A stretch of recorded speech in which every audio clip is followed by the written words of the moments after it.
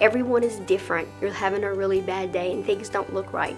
And you call the office and you say, I just don't know what to do anymore.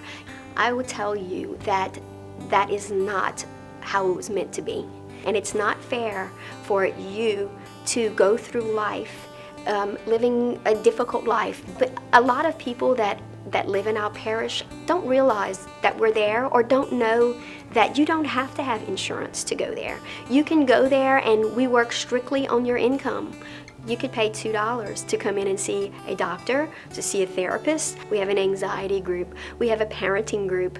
You would be very comfortable being there. You can come in and we can talk to you and we can comfort you. We can be friends. We can understand. We can listen to what your problems are and what has caused you to feel the way that you feel.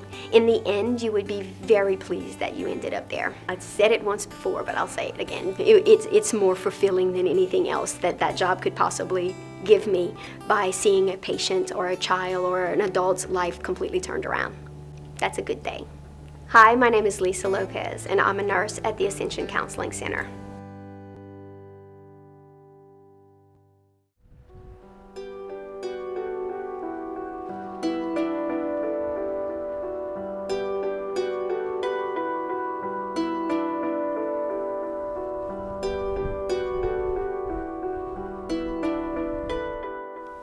Hello everyone, I'm Lisa Weber Curry, Assistant Director at Ascension Counseling Center. You're watching Ascension Counseling Center's video newsletter, where we talk about the services we offer and how you can benefit from them. Thanks for joining us. And in this episode, we'll talk about safe people, how to find relationships that are good for you and avoid those that aren't. Stay with us for the next half hour or so. We'll be right back after this message. Ascension Parish, a parish steeped in tradition. It's a place where generations of families have continued to enjoy a lifestyle that centers on community living and community celebration. It's a place where we care about each other and we care about ourselves. For more than 50 years, the Ascension Counseling Center has continued the tradition of helping individuals and families change behaviors and change lives. The Ascension Counseling Center. Welcome back, and thanks for staying with us. Hello, Suzanne. Hi, Lisa. How are you today? I'm good. Good. So we're going to pick up from the last time we were here. We are. Okay, and this time we're going to talk about safe people and how to find those relationships. So we're going to go a little bit more in depth this time. We are. Okay. And just as a reminder, we kind of talked about the idea of, healing from life's deepest hurts. And if you wanted to get a little bit more information about that, you can purchase that book at Amazon. Okay, or I great. think it would be the December 2018 edition of this program. But we wrapped up with talking about how forgiveness is really important, not for the other person, but for you. But we did say that forgiveness doesn't mean reconciliation. Right. You do not have to restore a relationship, hang out, trust that person again, even though you've forgiven them. Okay, we did. And so one of the things that comes up is, if you have been almost all through your life with people who have wounded and betrayed you, it may be difficult for you to know who is safe for me to trust. Right. And so that's what we want to talk about today. We're going to talk about unsafe people, what they look like, what they do, what their characteristics are, and then we're going to talk about safe people. Okay. If you have been raised with people, a lot of times in your family, the people that you're around, that you don't even know what a safe person is. Right. You're surrounded by people who may be unsafe. You may think that that's how everybody in the world is. It may not even occur to you that there are people who are trustworthy, or people who are looking out for your best interest. And so it's really important that we talk about that so that you can let go of those beliefs and begin to surround yourself, surround yourself with people who are safe for you. Yeah, that's the part. If you've been in an unhealthy environment all of your life, you're not even aware that there are people that behave differently from the people you've been around. Absolutely. So this is going to be a really good topic, and lesson for those who don't know how to recognize or who aren't even aware, hey, I've been in an unsafe situation all my life and now I can do something about it. Absolutely. Okay. Now, the whole idea of safe people came from a couple of doctors, Henry Cloud and John Townsend. They have a book that's called Safe People, How to Find Relationships That Are Good for You and Avoid Those That Aren't. And the book also comes with a workbook. Again, you can find both of these on Amazon. And so they really came up with this idea of safe people, and it took off like crazy. So a lot of people really, it was eye-opening for so many people, that idea that some people are good for me and other people are not. And I don't have to have anything to do with the people who are not good for me. Exactly, no matter who they are. That's so important. So we're going to start off by talking about unsafe people first. We want to identify it. There are kind of three characteristics of people who are unsafe. Okay. And the first one is called abandoners. These are the people who can start a relationship, but they can't go the distance with it. And you may be in a relationship with one of them, and it starts out great, and then all of a sudden it fizzles out. They are not able to put in the time and the effort that it takes to be connected and to have a long-term relationship. Sometimes we call them commitment phobic, but it's actually they just cannot follow through and remain in the relationship. They might be prone to looking at people and expecting you to be perfect. And if you're not, then they just don't want to be in the relationship. They abandon it without doing the hard work. We're both married, you know, we both have families. We know that relationships take work. They do. And abandoners have never come to understand that. That it's going to take work, and that if there's something in that relationship worth keeping, then they need to stick with it. Right. And they leave the people of whom they're in the relationship with feeling like, what did I do wrong? What was my shortcomings? When actually it may not have had anything to do with that person at all. And I think that's the most excellent point that we've been trying to stress for like the last program and this program, is that we often internalize or think, if this relationship turned out bad, if something bad happened, then it's my fault. What did I do? What can I change? With an abandoner, you cannot do anything to make them stick. And so it's all 100% up to them. And if you do have to change who you are at your very core, so you can be perfect for them, you know, that tells you right there. It really does. Yeah, it's not the relationship for me. If I have to change the essence of who I am, that's not the relationship for me. And you know, we're talking to do that. That's a major life and lifestyle change. Very few people can do that. I might be able to maintain it. Yes, maintain it. Might be able to be on time for you, maybe a few times, but that's who I am basically. That's a late goer. Right. You know, I'm not going to be able to keep that up for the next 50 years of our marriage. You know. All right. So the first one type of unsafe person is an abandoner. The second type is the critic. These are people who are never satisfied, and it doesn't matter what you do that's good, what you accomplish, there's always something that you could have done better. And so they're critical of you, of how you look, of how you talk, of how you dress, of what you think, of your religious beliefs, of your political beliefs. And so they're really more like critical parents than equal partners. And so that's what's really important. If somebody is criticizing us, again, we take that internally, and I think, oh, well, okay, there must be something wrong with me, you know, and because this is the person I trust and love. So obviously, if he or she sees it, there's something wrong with me. Yes, and we're assuming, and this is normal, we should assume this, we're assuming that the person that we're in a romantic relationship with has our best interests at heart. Yes. Unsafe people do not. That's right. And so they have their own best interests at heart. And so it's in their best interest if, you know, and sometimes they just cannot help criticizing. It's become a habit. It's a part of their characteristic now. So, Yeah. And look, this is something we all do. So just because somebody criticizes, like one time my husband spent all morning power washing the house. And he said, baby, come see, you know, and I went out and there was a spot, just one little tiny spot behind a tree that was had not been cleaned. And do you know, that's what I said to him, baby, look, there's a spot that's not clean. And it disappointed him, you know. And so those are the kind of things we need to be careful of, that we're just, it doesn't matter what good you're doing.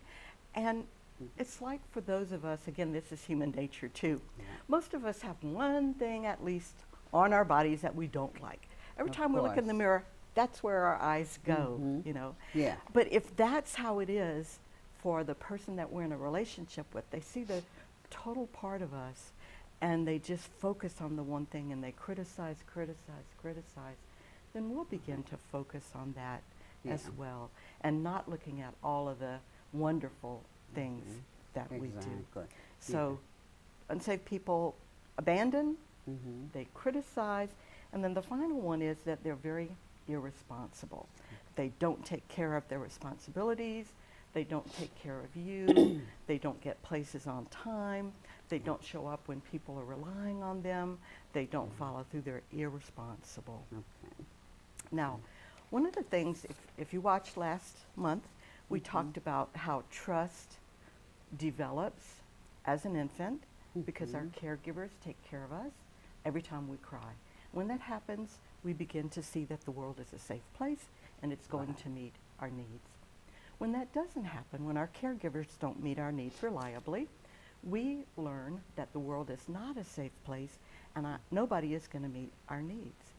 Now, irresponsible people, sometimes that's who they are.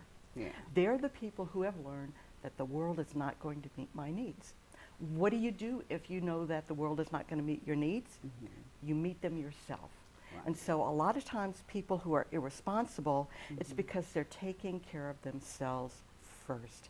And it's because they never learned to accept that someone else would take care of them. Because they never had it in the beginning. They never so had that really in their life. So the three qualities or characteristics of unsafe people: they abandon relationships too soon, they are critical of you, and they are irresponsible with you and with their responsibilities. Okay, very, very good points. So we're also going to point out the personal traits of unsafe people, which are quite a few. Quite a few. Okay, but we're going to talk about them. We'll talk about them. They think that they have it all together instead of admitting their weaknesses. And so some people will not admit that they can't do something, that they can't handle something. They're trying to put up a front that shows that they have it all together, they can do anything. They're afraid to show that they have any weakness at all. And I don't think if we're on this earth, each and every one of us, we all have a weakness. If we think we haven't met it yet, live a little while longer. We're going to figure out we've got a weakness. There's something we can't do. There's something we need somebody's help and direction on. That connects us. And for people who are kind of well balanced and healthy, you know, we recognize that we have a weakness, but we're not defined by that. And so I think the kind of people that don't want to acknowledge that they have a weakness, that they want everybody to think they have it all together, is because they believe that they're going to be judged negatively because of that weakness. They're defined by that role, whatever that role is. And to show a sign of weakness means, hey, I'm not that person you all thought I was. That's difficult. Okay, really interesting. And then you talk about religion as a personal trait. Yes, and for people, some people are church-going people. So, but there are some people who are religious instead of spiritual, and there's a big difference. And so there's some people that they're religious and they judge themselves by harsh religious standards, and they judge other people that way. And you know, we all know people, and we all do this from time to time. When we go to church on Sunday mornings or on Saturdays or whatever, Fridays, whatever day you go to church or temple or synagogue, wherever, we put on the what I call the happy face mask. And people ask us, how are you doing? And you may be dying on the inside. And you smile and say, okay, you know, because you don't want anybody to know that, again, it's kind of that, you don't want anybody to know that you have a Who you weakness. really- right. But people who are unsafe, when you come, if we're talking about religion and spirituality, and you come to them with a problem, a religious person is more likely to say, well, I have a Bible verse for you, and slap it on you. Doctrine. They Yes. strictly follow doctrine. Yes. Okay. A spiritual person is going to see that you have a need and join with you to help you Right. meet it. Okay. And there is a Bible verse, and we don't do this, I don't want to offend anybody, you know. Right. But there is one that says, you know, you started out legal, the legal, all the rules and laws. And then you kind of got some freedom and you began to develop your spirituality, that spirituality, that your soul, what's on the inside of you. Right. And now you want to go back and just follow laws instead of Right. following the spirituality that's Right. on the inside. So it's that kind of thing. Those, and what makes them unsafe is that if someone comes to someone that they perceive to be spiritual, and that person is really just legalistic and religious, they can use that power to Right. harm other people instead of to help them. Yeah. So that's, we just caution people about that. Yeah, it's very important. Okay, so the next characteristic you want to share with us? Defensive instead of open to feedback. Now, believe me, I understand that every one of these things that we're talking about this morning, they're difficult for every human being. Right. But we have to be able to get to the point where we can acknowledge these things. It's the only way we're going to grow, and it's the only way that you're going to protect yourself from unsafe people. Right. So this is kind of that double-edged sword. We want to see if we find ourselves in here, because we don't want to be unsafe people. But we want to look and see if we can identify the people we're in a relationship with, so that we can identify that, yeah, that's toxic. Yeah, That's right. unsafe. Instead of just accepting these behaviors in other people and not knowing any different. So safe people are going to be open to your feedback. They're actually going to seek your feedback as well. Yes. Absolutely. Okay. And, you know, there's times, you know, we work together. You know, Lisa will come in and say, you know, we needed to have a difficult conversation. And I had to learn that. I had to learn to listen to everything before I defended myself or explained everything. Right. And that's still an area I'm growing in, you know. I think that's But an area we we will all- all yes, grow in. yeah. Yeah. So somebody you're in a relationship, you're trying to give them some feedback about what would improve the functioning of the family or your relationship. And if they don't want to hear it, they're defensive, then that means they're not going to take the feedback. They're not open to improving the relationship or doing what's in the best, because that's the bottom line. That's why we want to be open to feedback, Right. because the other person believes it's going to improve our functioning, improve our relationship. And all parties benefit from open Absolutely. feedback. And I think it's so important for us to remember a lot of the personal traits we're going to talk about, we possess them. Absolutely. So it's not about us not possessing them, it's about what we do with them. And if these Yes. traits are consistent and we're not changing them, we become the unsafe people. So I Yes. think that's important. It's so easy for us to slide into that, or to Exactly. do one of these, or half of them and not all of them, and think, good, I'm fine. I didn't have that Exactly. one, you know. Not considering what we're doing to the people we're in relationships with. Yes. So it's important. So I really like this one. They are self-righteous instead of humble. Yeah, and that's people who say, you know what, I have a problem, you know, with alcohol, but it's not as bad as that one. Look how, you know, he can't even work. I go to work drunk every day and I function. Right. And these are these kind of things. So we, instead of saying, yeah, I do have a problem with alcohol and I need to change that, I need to treat that, improve it. So it's people who feel like, well, you know, I'm not so bad compared to everybody else, so I don't need to change. I'm right in Right. the middle, and that's good enough for me. And Or- they can't extend that empathy to somebody else going through the same thing because they're not willing to see it in themselves. So And that self-righteousness can also play out in families and in your romantic relationships, you know, where I'm the one who has it all together. Right. And, and you're not humble enough to hear what might need to change. So Right. I just think, I've got it Right. all handled, and, so we're not humble enough to receive that feedback that somebody is trying to give us. Okay. Okay. So we're talking about apologies now. Yes, we have been talking about apologies for a little bit, but unsafe people apologize only. They do not change their behavior. So these are the people who are going to say, yeah, I know I did that, but you know what, I'm sorry for that. And they just expect you to move on. Right. And that behavior will come up over and over. Now, the classic thing we always think about is how spouse abusers, Right. domestic violence, the person who's abusing will, lash out, hurt somebody, break an arm, give them a black eye, and come back and say, I'm so sorry. And, just be desperate to be forgiven. And then they do it over and over again. That's an unsafe person. If you tell somebody what you need from them, how they might have offended you, and they say, I'm sorry, but they come back and do the same thing again, then that makes them an unsafe person. It's time to put your alert buttons up and be prepared to do what you need to do to take care of yourself. And some people are more subtle than that. It may be a jab with, condescending words or criticism that continues and continues.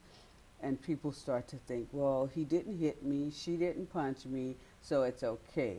But emotional abuse is also a form of abuse, yes. and it can be very destructive. So. All right, I have a domestic violence group, and sometimes people say, well, I only hit her one time. I only pushed her down. It's not my fault that she fell and hit her head on the corner of the table. Things like that. So those are people who are not accepting responsibility, apologizing and doing the same justifying thing again, and justifying, coming back again. And see how all of these things that we've talked about, the justification, the not being humble, the not receiving feedback, the thinking you're, all of these are all tied together in terms of unsafe people. They really are, which sometimes make it difficult to recognize it when it's happening. Okay, so we also want to talk about, they talk about working on their problems instead of actually doing so. Yes, very similar to the other one. They're going to talk about it, but they never do it. Now, we talk about stages of change. That if you're going to change your behavior, you go through stages. And the first one is you're not even aware that you need a change. Second one is you're aware of it, but you're not ready to do anything about it.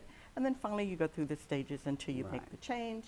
And so here you might have somebody, so really this is people who, they might talk about changing, but they're not ready to. If the change is really essential for you and your relationship, such as something serious to your health or your safety, then you may not be able to be in that relationship right then. And if all they're doing is talking and they're not making any plans to change and they're not taking any steps, they may be in that stage of change. They may be working toward it, but they are not safe for you right now. Yeah, they're in that pre-contemplation stage. They may never move to action. Exactly. So you can't just wait for that. So you need to take action, in other words. You need to take Very action, important. yes. Yes. Okay. So trust. Yeah, we talk a lot about trust. Yes. These are the people who demand trust but don't earn it. Right. Now, usually, whenever we're starting a relationship with somebody, we sort of trust each other. We give each other the benefit of the doubt. We trust until they prove they're untrustworthy. Exactly. And then they will either prove that they're trustworthy or not. They might prove that they're not trustworthy, and they might betray your trust. And that happens in relationships, and we may decide we want to go through it, especially if you're married. If you're in a casual relationship, you might just decide, we're just going to let it go. It's not worth it. But if you're in a committed relationship that you want to keep, then you have to work through and restore that trust. A lot of people, though, will say, I'm sorry, and they want you to just immediately trust them again because you said you were sorry. So if somebody has betrayed your trust, then demonstrated that they're untrustworthy, but they're demanding that you trust them immediately today because I said, I'm sorry. That is an unsafe person. That's not a deficit on your part Not that at you're not all. able to trust. Because That's they've broken theirs. that trust. Yes, they have violated that trust and they need to restore it. And that takes specific action over specific time. Right. That's not something that you just don't work on it, don't think on it, let time pass, and then trust returns. Right. It just doesn't happen that way. And I think what the other party, the wounded party, should realize is make a list of the things you need from that person that will show you that they are working toward becoming a trusting person again. So when they take those steps, you can recognize each one of them and say, okay, we're in a better place now. I can Yes. trust you. Yes. So I think that's so important. Again, all these tie in. We come back to the perfectionist. People that they want to believe that they're perfect and they won't admit their faults. And again, we do this, I think, because we judge that negatively. Mm-hmm. If I'm an angry person, then that means I'm a bad person. Right. If I procrastinate, then, I'm a bad person. I don't have it all together. My life is falling apart. Right. We make harsh judgments against ourselves for some of our weaknesses and our failings. Mhm. That's what causes us to defend and not want to accept Right. them. And to Whereas, pretend to be perfect. we all have faults. We do. Let's face it, we all have do. faults. And so doesn't mean we have to go around telling everybody what they Right. are or dwelling on them, but we need to admit that we do have them. And because we all have them, it makes us more understanding when other people's faults show up. So we need to give ourselves a break instead of believing everybody sees my faults as a negative. People have faults. So no, we see them, oh, you're working on them, good, let's keep moving. It's not the end of the world. And that's a great point that you make, is the fact that you're working on them.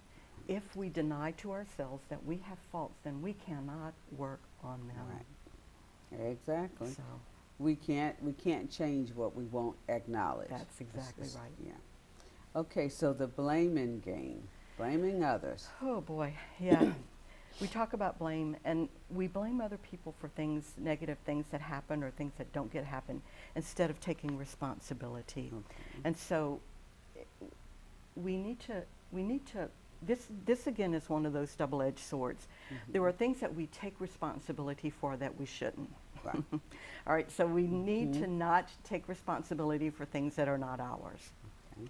But if they are ours, then we need to take the responsibility for straightening them out. Right. So if it's family, if it's spouse, something goes wrong, sometimes, we even just have a miscommunication.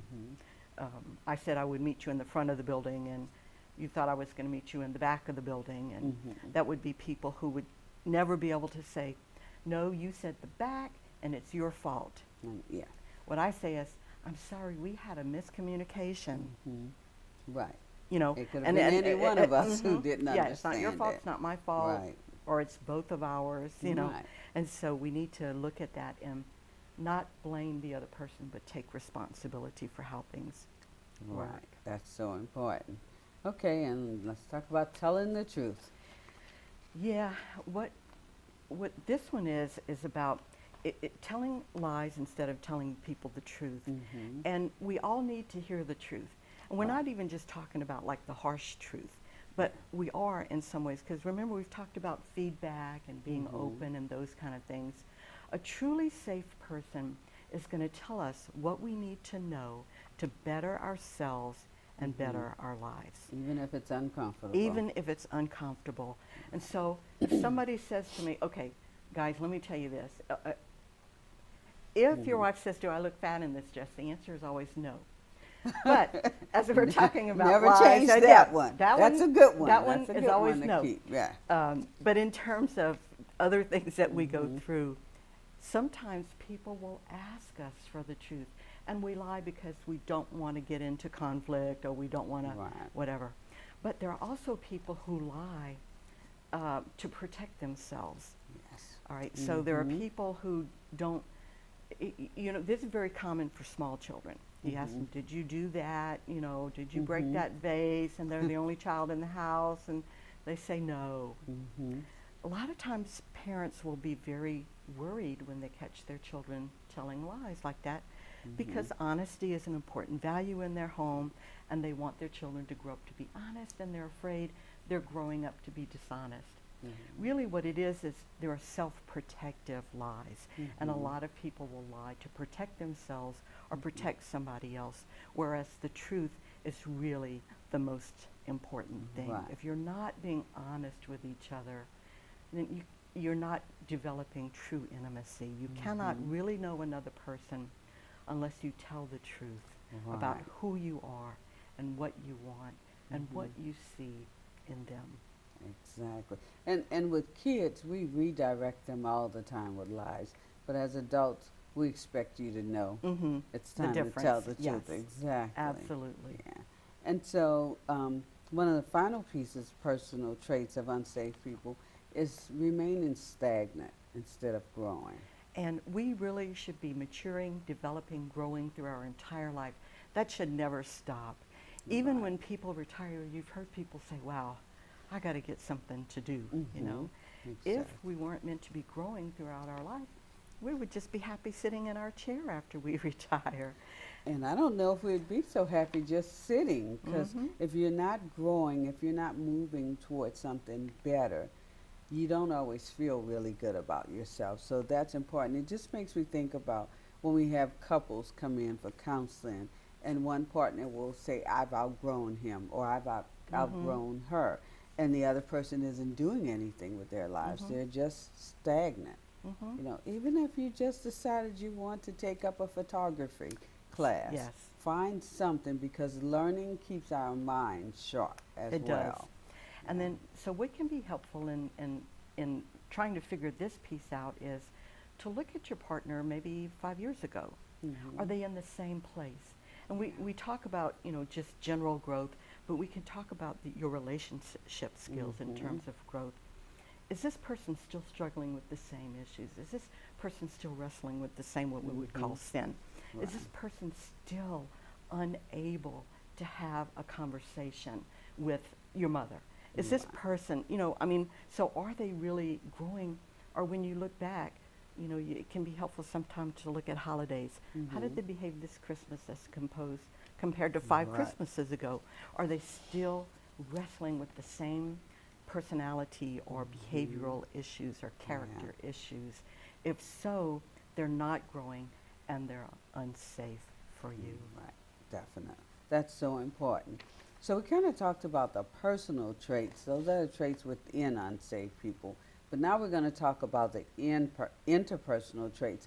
That's how they show up in interactions with other people, which is equally as important. Yes, so when we're interacting with each other, they avoid closeness instead of really connecting with people.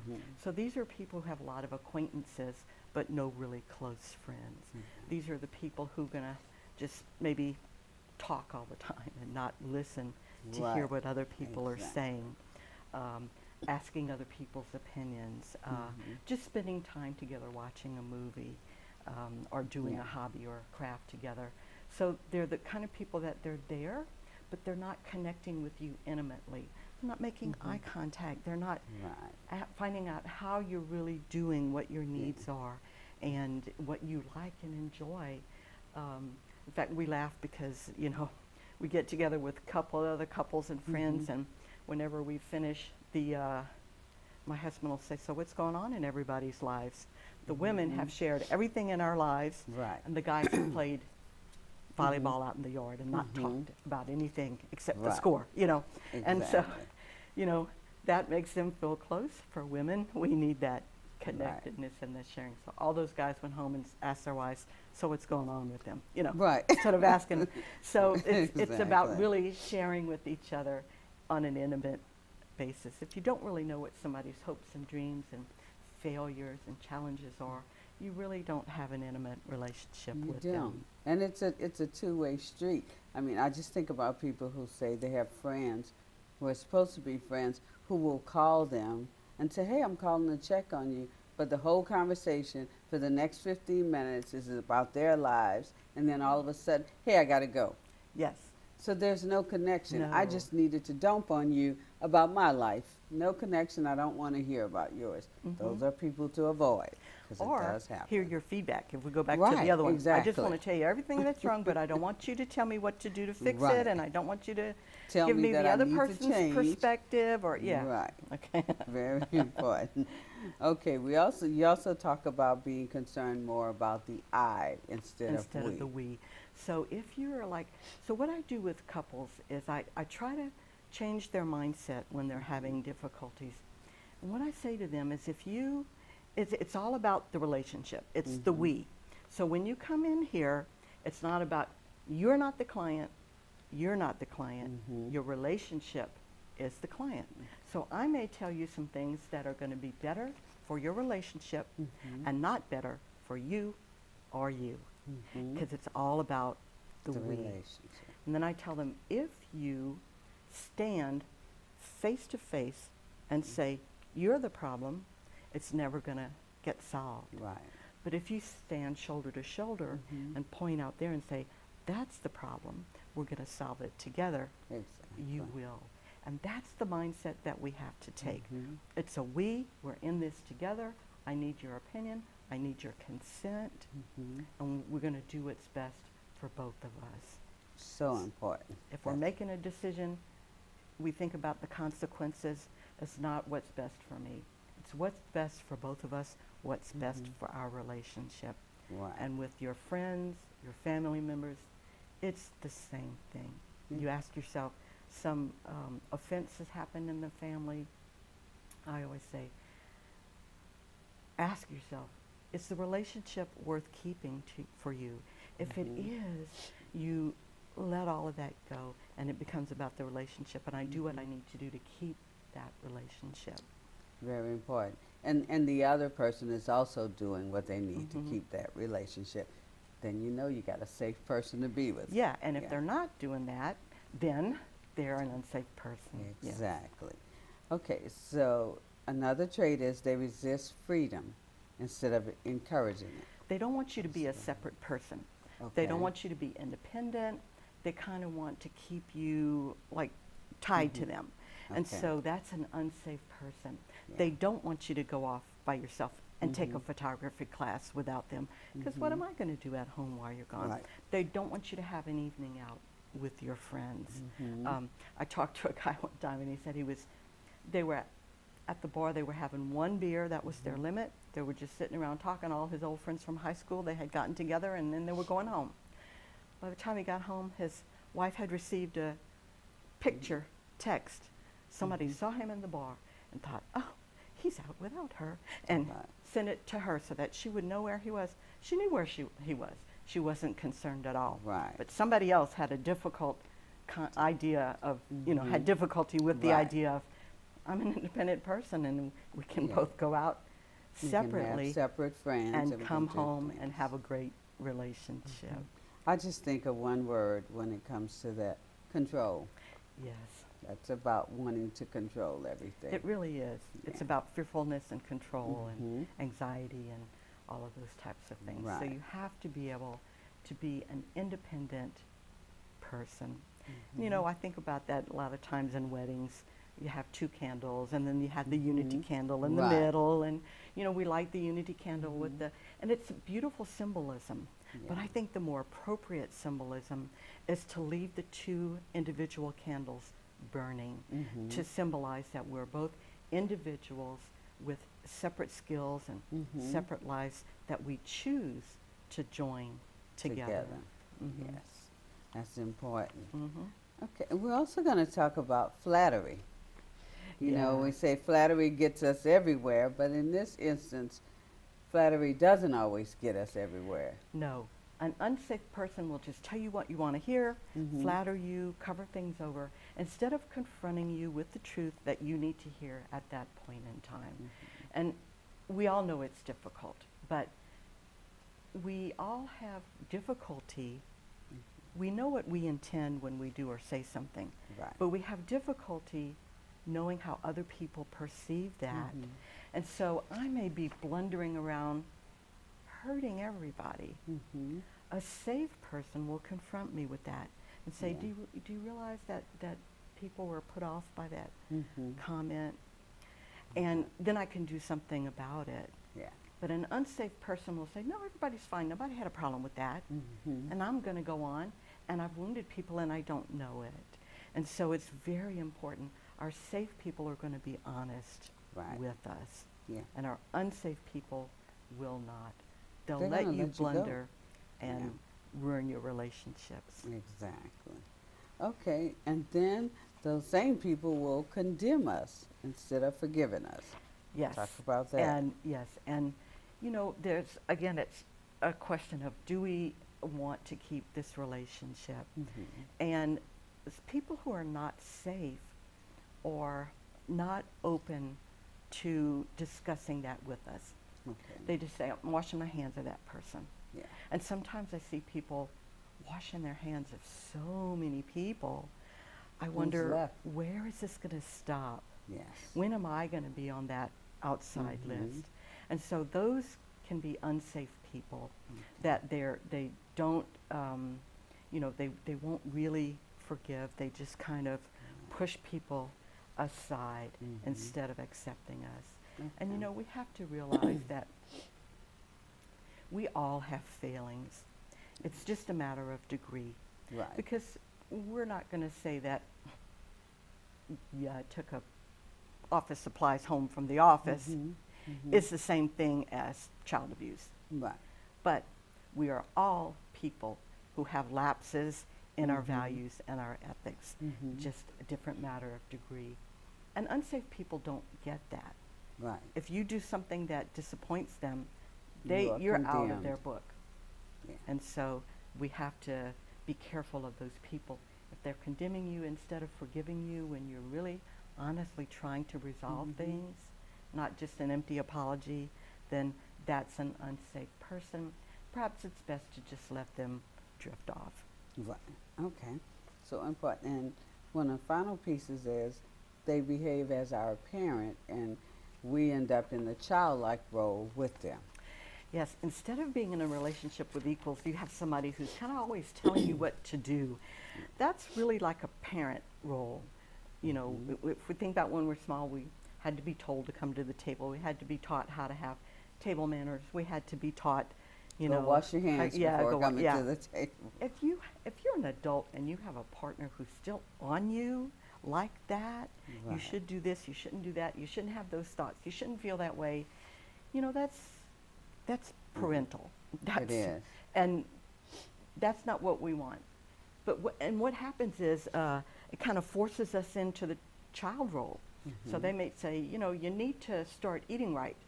And we begin, and what do children do? They either just do exactly what their parents say, or they say, no, They rebel. yeah. Yeah. And so you may be doing that instead of recognizing that it needs to be equal. An equal relationship might be you have a spouse that says, I'm concerned about your health because I noticed that you're skipping meals because Right. you're working so late, and now you're tired all the time. Mhm. And I wonder if there's something we can do to change that. And that's about as far as you go. Anything after that is kind of nagging. Yeah, right. Because ultimately it is the person's responsibility, but you bring it to their attention in a loving and caring way. Mm-hmm. Yeah, it's important.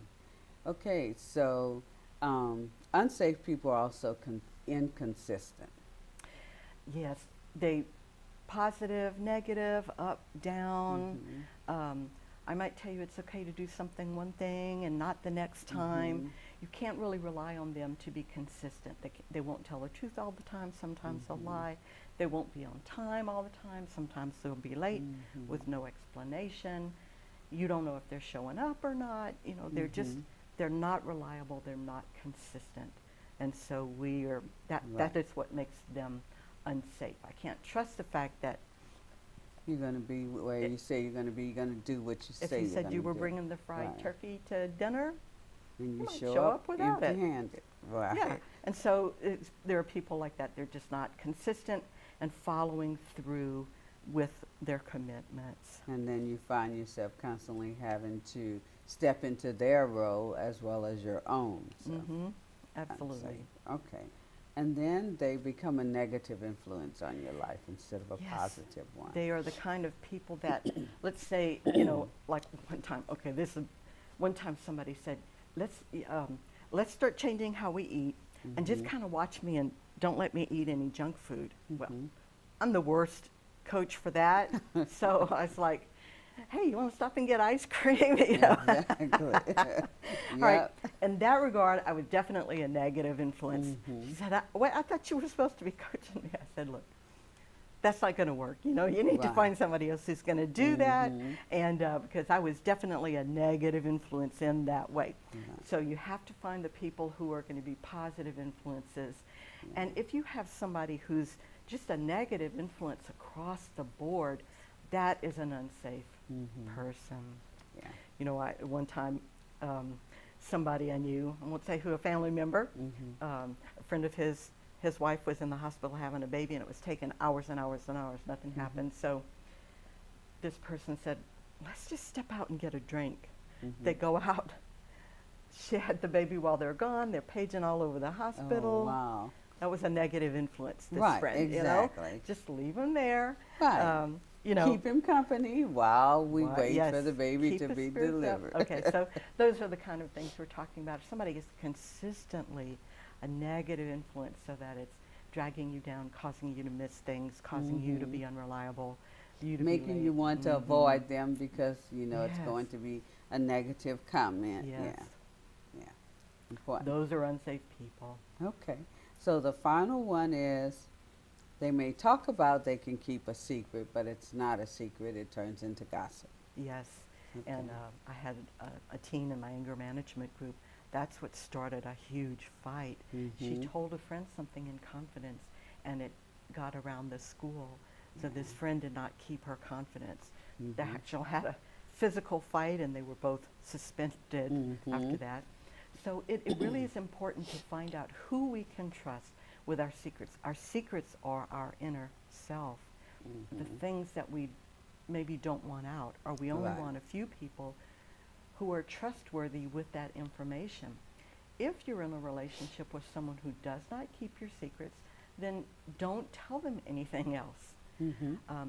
If you're in a relationship with somebody and you haven't trusted them with secrets you don't really know, trust them with something really small that's kind of exciting, but won't embarrass you. Something small that it's not a big deal. And see what happens. And so gradually you learn who you can trust. But if people who are not keeping your confidences, keeping your secrets safe as you expect them to,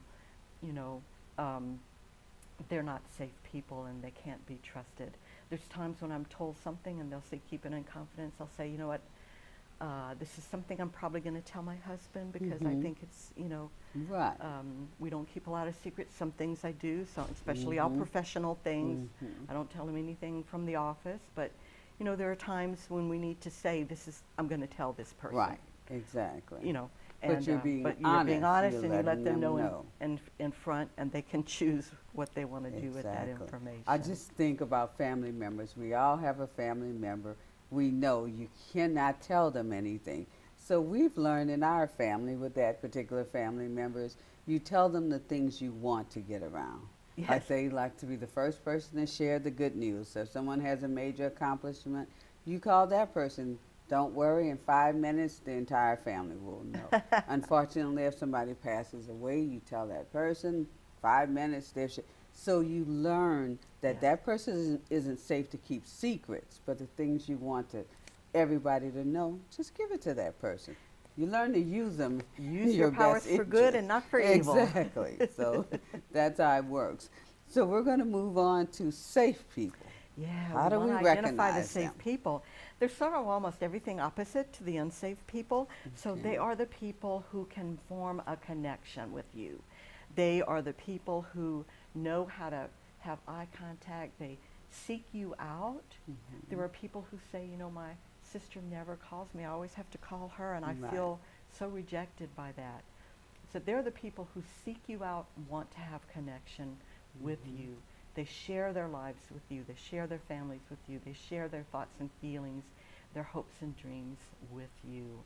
So they know how to connect. They just don't remain as an acquaintance. Okay.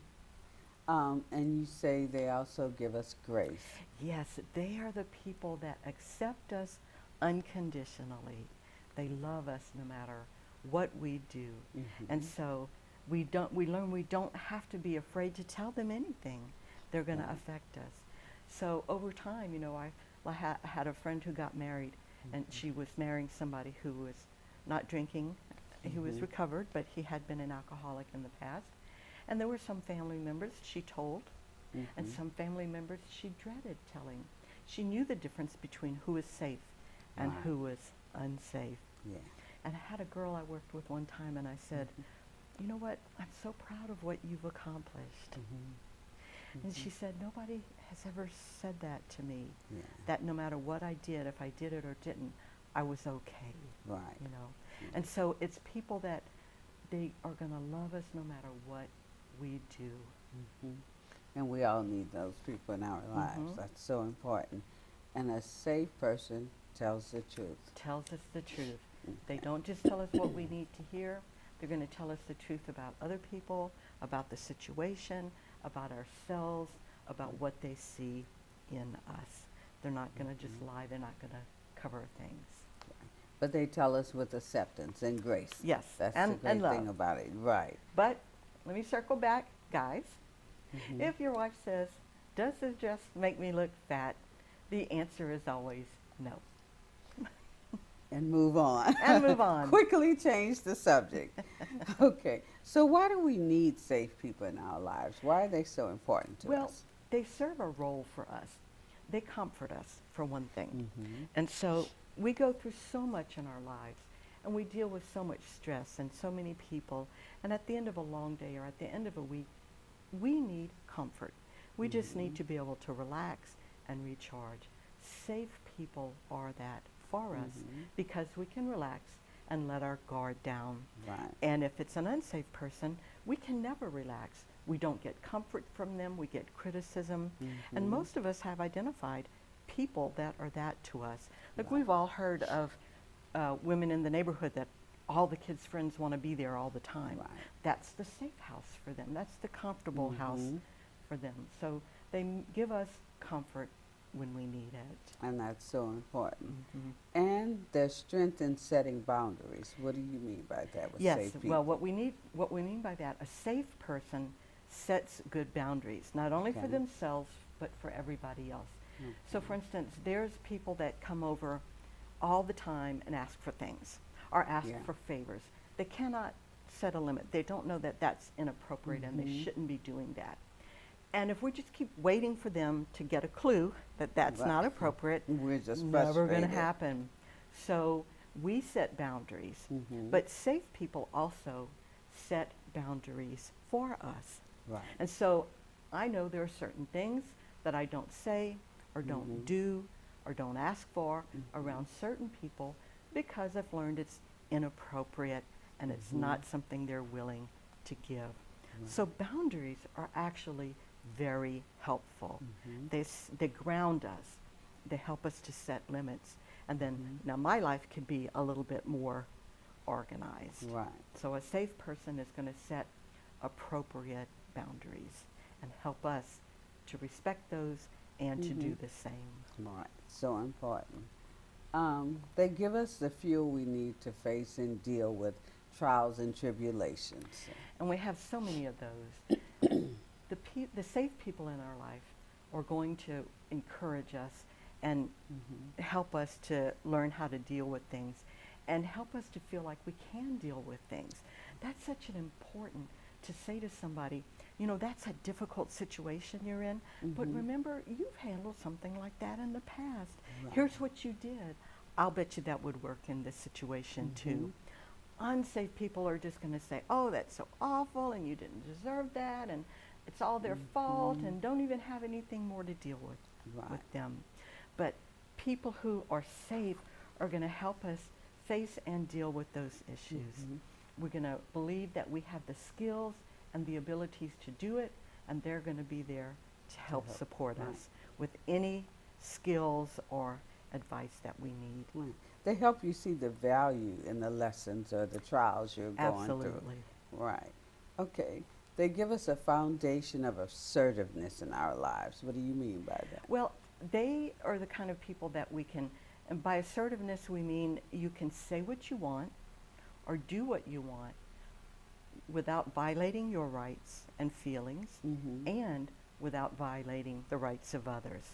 So safe people are going to help us to be able to do that. They're going to help us.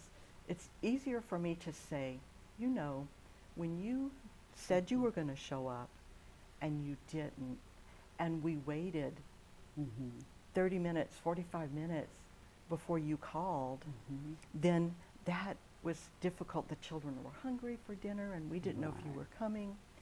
So next time, can you please let me know immediately if you're not going to be here? Right. That's an assertive statement. And if we're used to giving those to safe people, we develop that skill and begin to say it to unsafe people. So the safe people help us to make clear declarations of what we need and want, and that enables us to get them. Right. It enables us to get our needs met. And expect it from, you know, unsafe people. And when they're not safe, then we know we need to move on. Okay. So safe people also provide us with encouragement and support. Encouragement and support. And encouragement is, you know, you can do it. Right. You know, if you're trying to learn to swim, that person's on the side saying, great job. You did a great job so far. You know. They become our cheerleading Yeah, squad. they're really like the cheerleaders. And the unsafe people are saying, you shouldn't even try. Remember last time you tried, you weren't able to do that? You just looked stupid. Right. You know, Yeah. so the safe people, they're going to encourage and support and cheer us on. No matter what. Okay. And when we're not really sure of how to do something or how we should behave, safe people come in and model that behavior for us. Yeah, there are a lot of people that learn by hearing advice, hearing how to do something. But most of us learn by observing other people. And that's what we mean by modeling. If I model something, I'm demonstrating how to do it. So if you're trying to put together a desk from IKEA, you know, you can read the Good luck with that. directions. Yeah, good luck with that. That's harder for people than if they watch a video or if Right. somebody coaches them along. So what we're really talking about is, you know, unsafe people have a ton of negative behaviors. They're modeling those negative behaviors for us, and we may adapt them. Safe people are modeling positive behaviors for us. And so if we're with positive people, safe people, we're more likely to model that. So it's important that we're watching people who are safe in their life and watching how they operate. Yeah, it's sort of like choosing a mentor that's modeling appropriate behavior, that's going places that you want to go, and that person is doing it in the right manner. Yes. So, yeah, you watch that and pay attention to it. Safe people also help us deal with our grief and heal from it. There are so many times we have just emotional losses, grief and loss and those types of things. You know, we lose a lot of things. We might lose a job, a position, a family member, a pet. A home. A home. You might lose a home to a fire. We have so many losses in our life. And safe people will acknowledge and comfort us during those losses. Right. Unsafe people might blame you for that loss, might blame you for not being there, might blame you for being too attached to that pet. Unsafe people are going to disregard it. Why are you crying over a pet? Right. You know, and they're not going to join or have empathy with you where you are.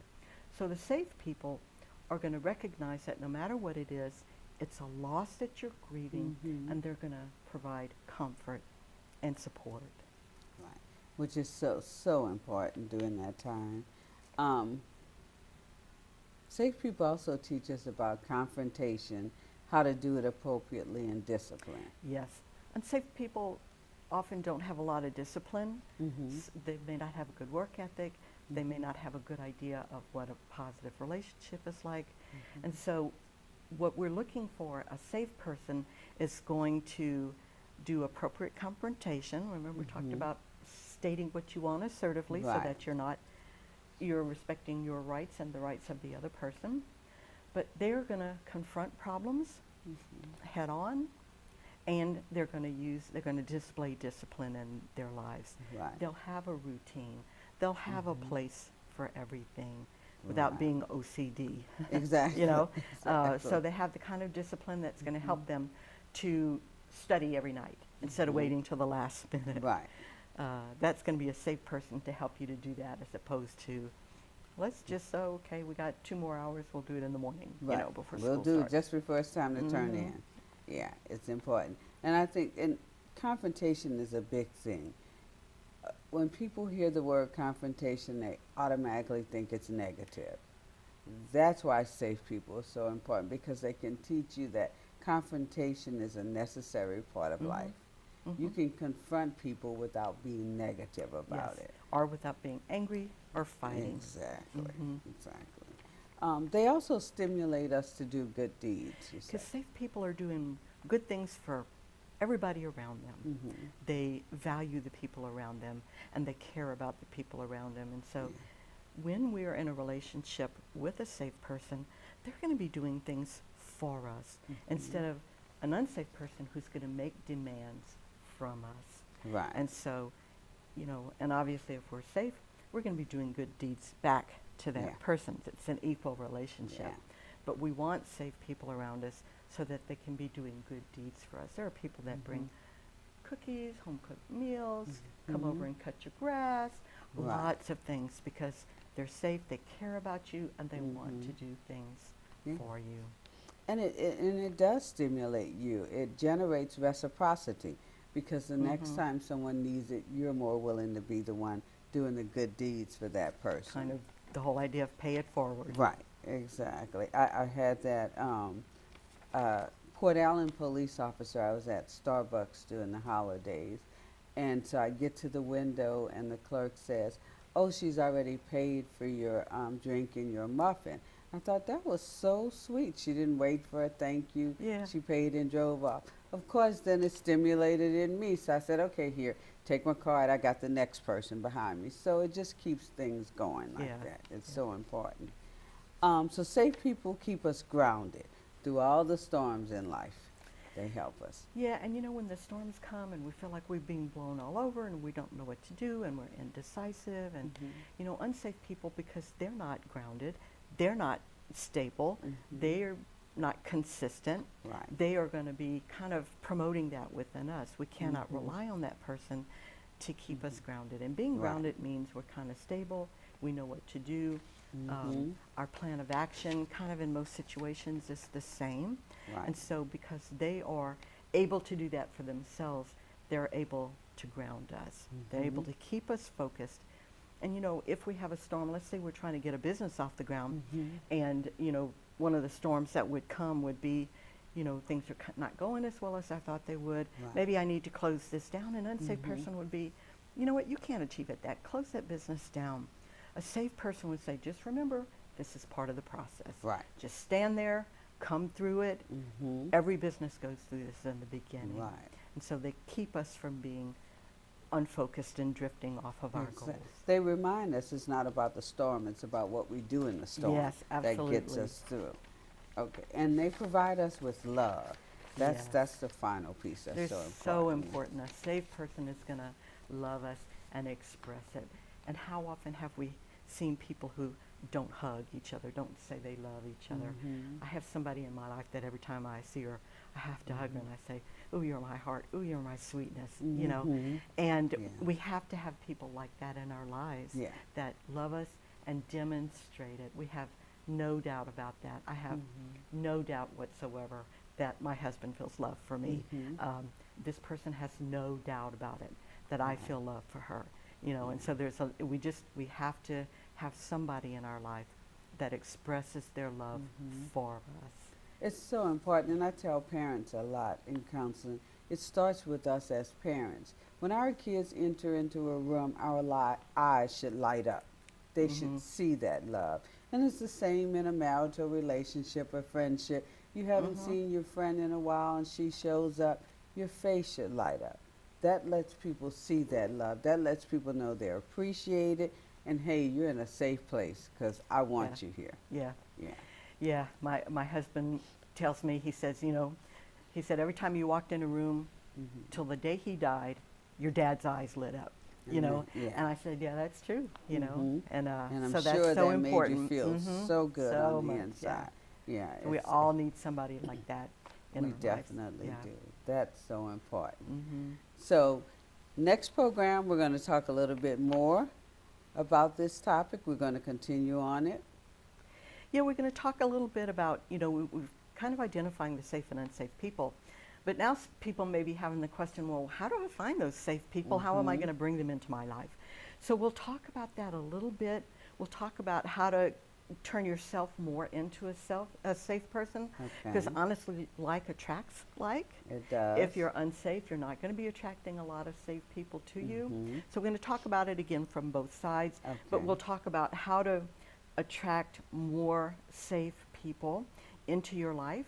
And, we encourage you to pick up the book. Again, you'll see it on our screen, the name of the book, so that you can read through it and you can kind of even follow us along. We don't record again until next month, so you have a few weeks. And, you have our contact information. If you have any questions after any of these programs, you just feel free to call me. I'm very happy to, or Lisa, we're very happy to answer any questions that you have, no matter where you live, no matter where you are, and we can help you to understand how counseling or a counselor can help you with that issue. And I spent time this morning on the phone with somebody who said, if I bring in my 10-year-old, what can you do for her? And so I said, here's what we do, here's what our approach is, and here's what your next step could be. And so we can definitely do that with anybody, even if you're just calling in and not coming into the clinic. We can give you some direction. Yeah. And I also want to point out, you talk about the book and that information will be on the screen, but you also say there's a workbook that they can work along with. There is a workbook, so you could get both of those, and that workbook, based off the book, it's going to help you personalize, so that as you're thinking about this, it really helps. Like we're when we do counseling with people, people will be talking about themselves, but they'll kind of generalize. They'll say, like, people are afraid that they'll be rejected if they walk in alone to the restaurant. And so we'll say, but what about you? Can you say that? So we'll have them say, I am afraid when I walk into a restaurant alone. Own it, so we something own can it, be done and then about we can it. heal it. We can't help those other 249 people who are afraid to walk into the restaurant haven't owned alone. it yet. Yes. Right. But once you say I, put your family members down, then you can make a difference in your life. Definitely. Well, thank you again, Suzanne. Another great topic. I look forward to us telling folks how to attract those people in their lives the next time, the safe people. Yes, and thank you, Lisa. And I don't know if you noticed at the beginning of the program, but Lisa's not introducing herself as clinical manager anymore. She is now the assistant director, and she's going to be in charge of all the programming in our building. And so that's going to be, I think it's a great step. It's a great move for our clinic. So congratulations, Lisa, on that. Thank you. And I look forward to working with you in that new redefined relationship, and for all the support that you've given me over the years. I really appreciate that. That's been a large part in your moving up to this, and it's a new position created just to reflect the value that she's given to our clinic. So thank you. Thank you, and thank you for giving me the opportunity You're welcome. as well. So again, thanks for a good program. Looking forward to the next one. And thanks to you, our viewers, for spending your time with us for this episode of Ascension Counseling Center's video newsletter.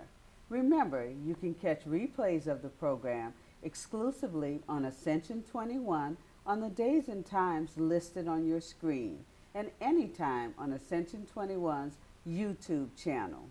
We hope today's information will help change your life for the better. That's our goal at Ascension Counseling Center, for our programs to help change lives. Remember, Ascension Counseling Center is here by way of your support. We're funded by a 2-mil property tax millage, which means that $2 from every $1,000 you pay in taxes goes to support our agency so we can provide free and low-cost mental health and substance abuse outpatient services to residents of Ascension.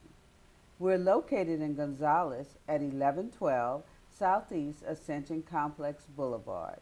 It's off Worthy Road, across from the courthouse and next to the health unit. You can reach us by calling 225-450-1016. You can also find us on the web at ascensionparish.net/MH and on Facebook at Ascension Counseling Center. You can also hear us on KKAY AM 1590 every Tuesday from 10 to 10:30 a.m. Thanks for your support, and until next time, from everyone at Ascension Counseling Center, thank you for watching.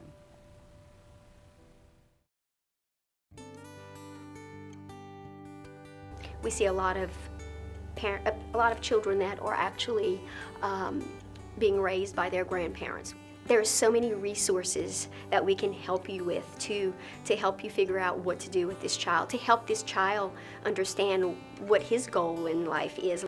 Having one little boy come in and hate his life and have a scowl on his face and not want to be there, and then a month or so later befriend him and come in and smile at me and talk to me and give me a hug, which those children don't do that very often. So by having that hug rewards me more than any paycheck that a person could give me. It's more fulfilling than anything else that job could possibly give me, by seeing a patient or a child or an adult's life completely turned around.